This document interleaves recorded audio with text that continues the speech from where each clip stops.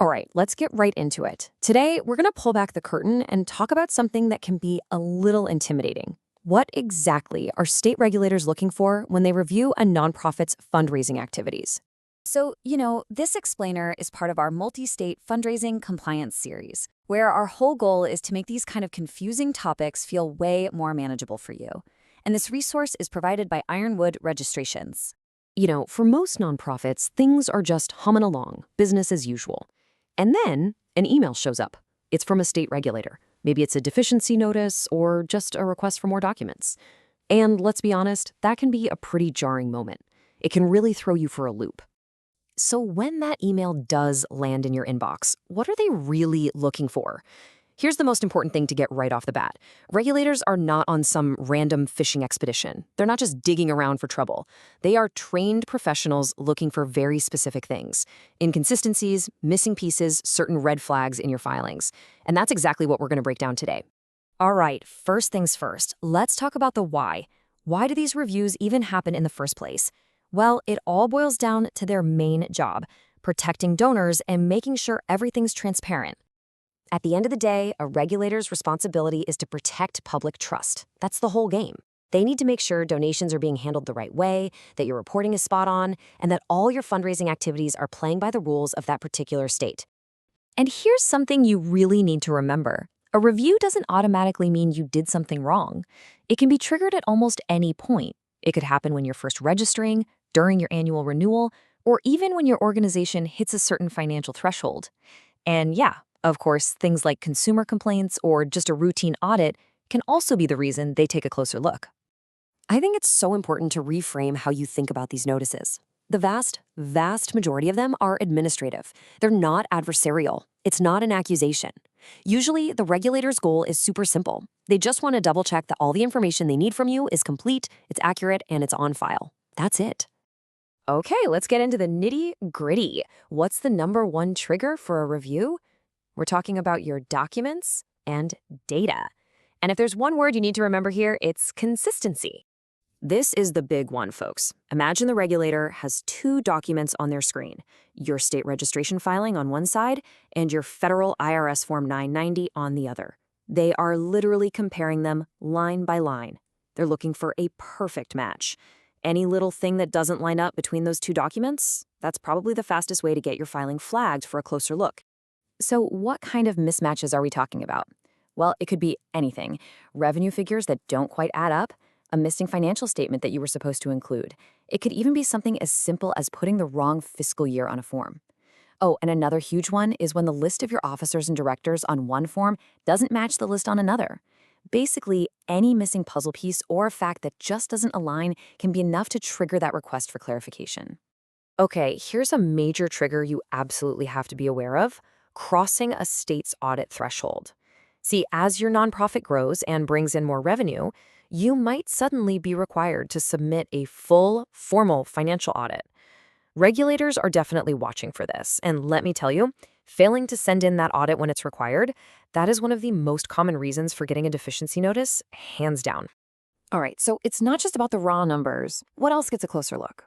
Well, now we're going to talk about your partners and your governance, because these are areas where transparency is absolutely key. So if you're working with any third parties to help you raise money, just know that's going to draw some extra attention. We're talking about things like payments to professional fundraisers, using fundraising counsel, or running those cause marketing campaigns. All of those things come with their own specific rules. Regulators are going to want to see the contracts, they'll check that your public disclosures are right, and they'll even make sure your partners are registered correctly too. They're also going to take a peek at your leadership structure. They'll review your board and officer lists, again for consistency. They'll look at compensation disclosures and check for any transactions with related parties. But again, and this is important, just because they ask about this stuff doesn't mean they suspect something is off. It's usually just a fact-finding mission so they can get a complete picture of how your organization is run. Okay, moving on. Let's talk about a few other things that can trigger a review, things that aren't necessarily tied to what's in your filing. This is all about lapses in your registration, gaps in your history, and complaints from the outside world. Continuity is so important here. Regulators don't just look at this year's filing, they look at your entire registration history. And if they see a chunk of time where your registration lapsed, but it looks like you are probably still fundraising, whoa, that is a major red flag. Late renewals, weird gaps in your filing history, all of that can raise questions. Honestly, your best defense is just maintaining that continuous, unbroken registration. And sometimes the trigger comes from outside your organization entirely. A complaint from a donor, some negative media attention, or maybe a report from a public watchdog group. Any of those can put you on a regulator's radar. And this is exactly why having all your ducks in a row with clear, consistent, well-documented records is so critical. It becomes your number one line of defense when things like this happen. Okay, so we've spent a lot of time on what regulators are looking for. But now I want to talk about something just as important and hopefully pretty reassuring. Let's talk about what they are not looking for. Because really understanding the scope of their work can take away a whole lot of the stress and anxiety. This is so critical to get. State charity officials are not judging your mission. They're not evaluating how effective your programs are. They are not grading you on how creative your fundraising is, and they are definitely not trying to micromanage your day-to-day operations. Their focus is laser sharp, and it's on one thing. Are you complying with the specific laws of that state? Period. That's the job. So, knowing all of this, how do you stay ahead of the game, right? Let's shift gears from reacting to being proactive. We're going to walk through some really practical steps you can take to make this whole process smoother and seriously lower your risk of getting that notice in the first place. All right, think of this as your proactive compliance checklist. It's pretty simple. Number 1, make consistency your middle name when it comes to financial documents. Make that Form 990 and your state filings match perfectly. Number 2, every single year, check those state audit thresholds. Number 3, always keep your officer and director lists up to date. 4, hit your deadlines, file on time, and track your extensions. And finally, number 5, keep great records. Have copies of contracts and submission confirmations where you can find them. Seriously, if you do these 5 things, you'll avoid the vast majority of potential problems. And here's the thing.